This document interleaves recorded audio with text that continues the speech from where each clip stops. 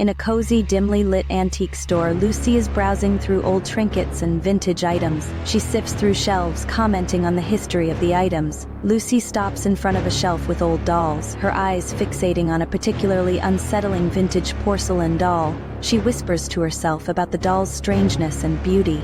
The shopkeeper, Mr. Thompson, notices her interest and shares the doll's backstory, mentioning it belonged to a little girl who had a tragic fate. Lucy, intrigued yet dismissive of the shopkeeper's tone, decides to buy the doll and leaves the shop.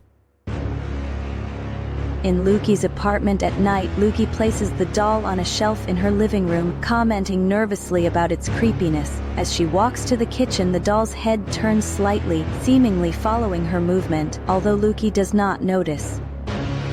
Late at night, Lucy is getting ready for bed. As she walks past the living room, she notices the doll is no longer on the shelf. It is now standing on the floor. Lucy is surprised and mutters about her confusion, picking up the doll and placing it back on the shelf before she goes to bed. In the dead of night, Lucy wakes up feeling unsettled. She opens her eyes to find the doll at the foot of her bed, staring directly at her. Terrified, Lucy whispers in disbelief and pulls the covers over her head, unable to move. The next day, Lucy returns to the antique store, urgency in her voice as she asks Mr. Thompson about the doll and the little girl's story.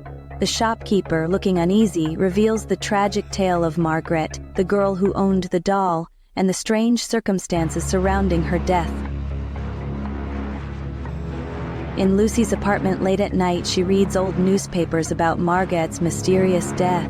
Suddenly, a loud noise from the living room interrupts her reading. She rushes to the other room, finding the doll positioned differently, facing her.